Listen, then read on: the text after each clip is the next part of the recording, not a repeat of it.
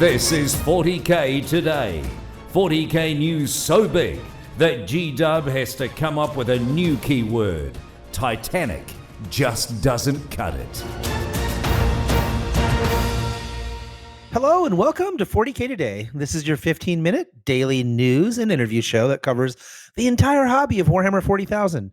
We get competitive on the tabletop, we paint, we kit bash, we find hobby tips, and we meet the most amazing people in our all-around awesome community. Today is Monday, the 15th of June, and on the show, 40K Today's own Alex Bainter swings by to talk about some of the hype over the weekend for 9th edition and the new box set, and Tanya catches up with Jason from Monument Hobbies to talk all things paint. First up, though, we have a poll question live on our Facebook page, so let's kick things off with that. Our 40K Today poll question of the week, as of right now, whose buggy do you like better, the new Primaris buggy that was previewed or the GSC Ridge Runner? Swing by our Facebook poll for the memes. Oh my goodness, everyone. I laughed so hard today when I was looking through them. I almost peed my pants. So if you come check out the poll, there's a lot of interesting conversation going on around it, but the best part by far is the memes. Oh my God, the 9th edition hype train continues to roll on. I caught up with Alex Bainter, and we just geeked out over the weekend announcements. The new box set looks amazing, and we talk all about it. All right, Alex, it's great to have you back on the show. For those of you listeners that don't know, Alex is actually part of the secret sauce that makes 40K Today work. He chases down so many stories for us and points us in so many directions because he's so plugged in and loves the community so much. So a lot of what you see happening on 40K Today is directly a result of work that Mr. Bainter does. So I just want to take a moment to thank him. But we're not here to talk about Alex. We're here to talk about 9th edition and the new announcement over the weekend for the new box set. So Alex, why don't you take us through that and talk about how excited you are about it? All right. Well, thanks, John.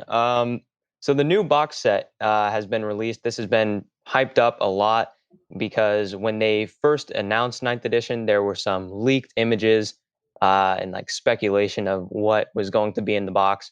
So now we have the official images for this awesome new starter box. And it's going to come with a ton of new units, not just new units, but also remodeled units. Yeah. So we're going to get a lot more Primaris, which is amazing. And I think we'll just go through some of the contents. I think one of the most important things to note is GW is looking at this as a welcome to 9th edition box, not a teach you how to play box.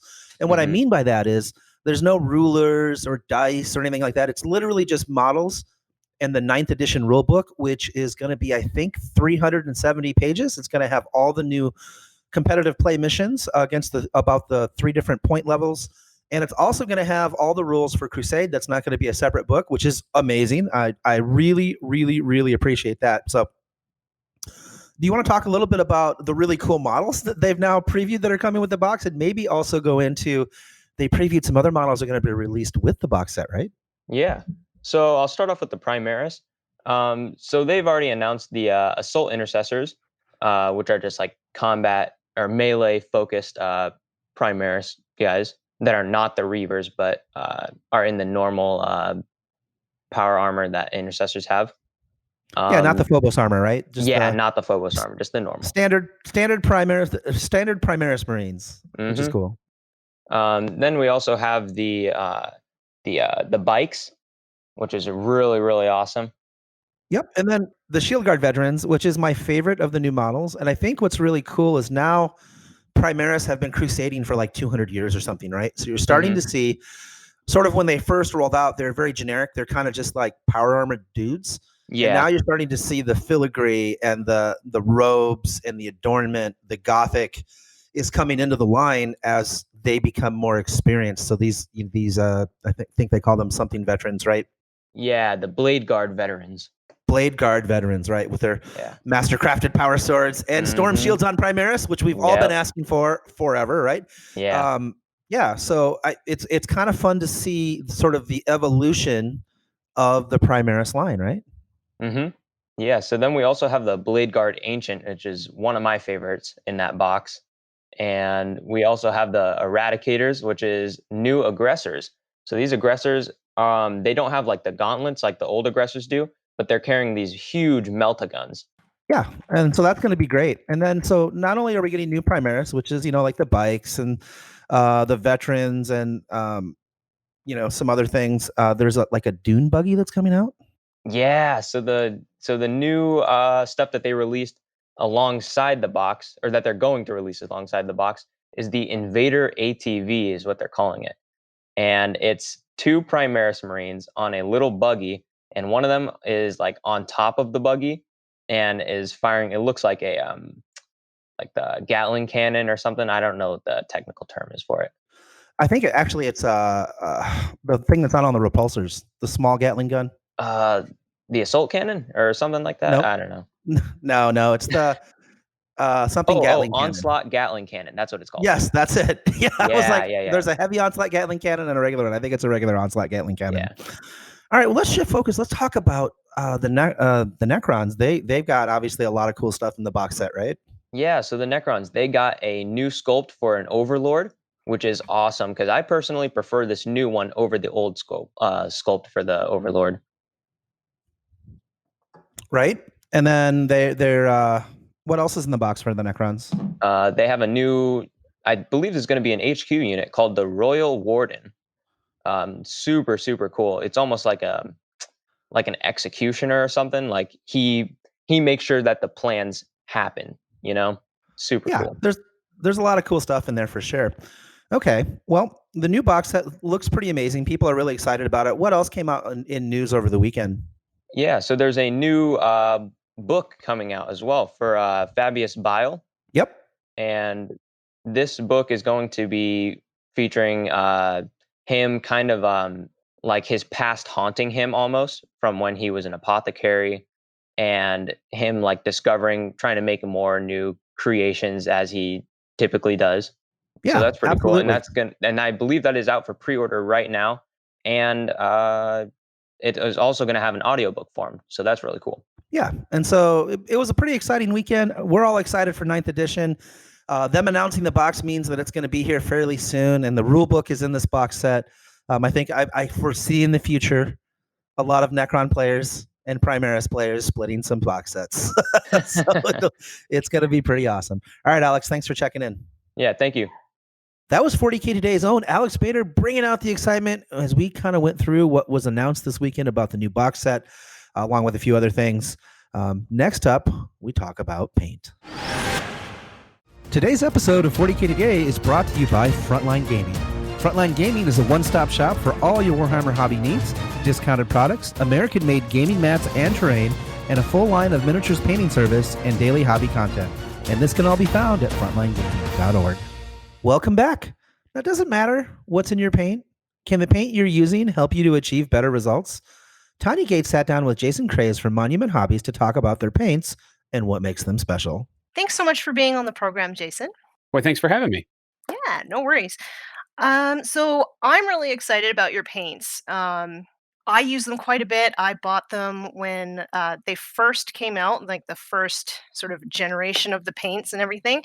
Nice. So I was wondering if you could tell the viewers what makes your paint so special. Oh, wow. So it's funny because, as artists, and we've been doing this for a long time, we tend to get used to the tools we have, and until you're put under a microscope or something out of the ordinary happens, you never realize if there's a hole in your tool set. And through the live stream that we do where we paint and do tutorials, we were fighting with white paint. And so we started creating it. We set out to say, well, can we make a better white? And that turned into, can we make better colors all the way around? And the goal was to make a paint that was kind of the last paint we would need on that proverbial island if it's all we had. And so we wanted to make a paint that can do everything. So we feel like, Pro-Acryl is able to handle any situation you put it on. It just says yes. So you can airbrush it, you can blend with it, you can layer with it, glaze with it. I don't really care if we have people that come on the stream and ask us to do all sorts of crazy stuff, and we're always able to say, yeah, sure, let's try it. And the paint just responds very well. We feel like we've got, we've created the best medium that can be used for painting small 3-dimensional objects. So it's buttery smooth. We like to talk about the fact that it feels and acts like a thin paint off the brush, but it's not thin. It actually has very dense pigmentation. It's just that the medium isn't very dense. And so you get the best of both worlds there. Obviously, vibrant color comes with the dense pigmentation.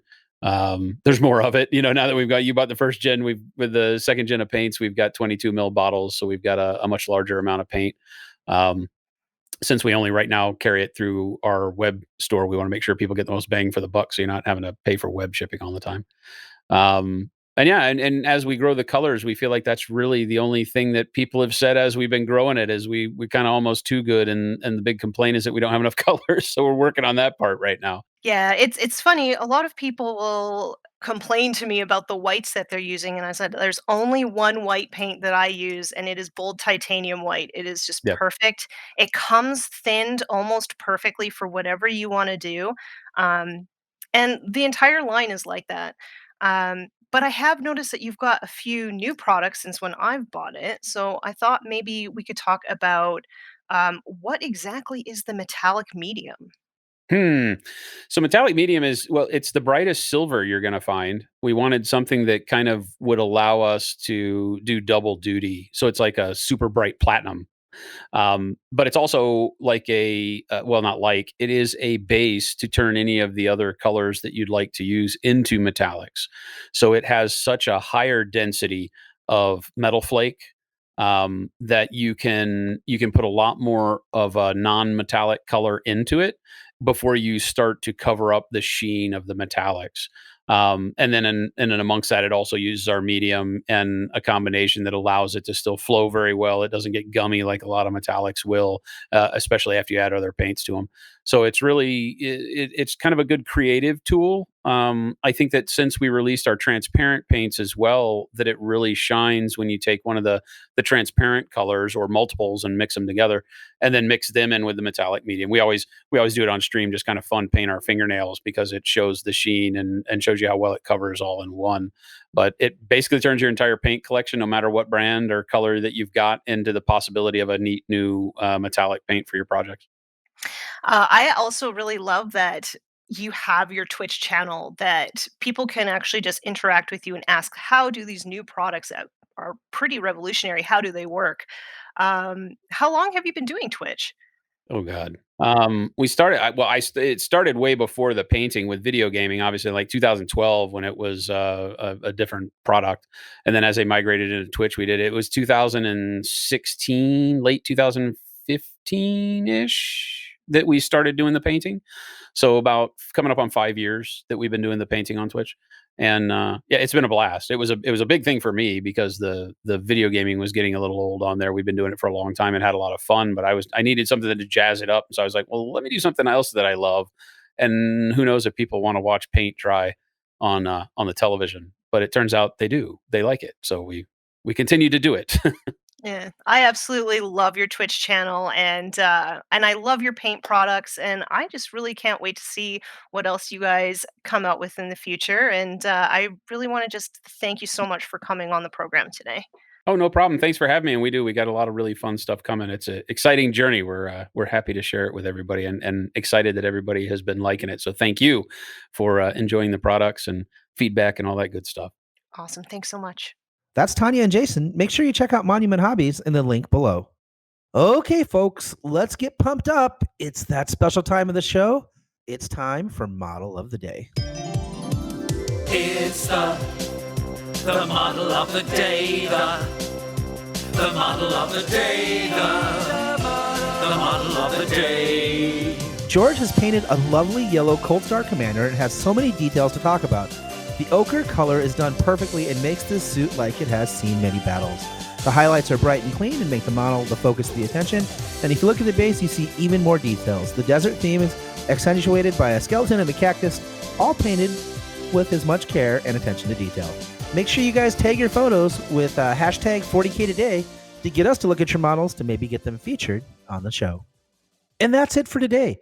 A big thanks to our content producer, Alex Bainter, our amazing social media Wonder Woman, Tanya Gates, and our technical producer, Seamus Ronan, for all their hard work once again in putting this program together. If you like the show and would like to help us out, we'd love it if you left us a review. Those reviews help people find the show, and we're extremely grateful for everyone. Until then, For the 40K Today team, I'm John Damaris, and that's what's happening in 40K Today.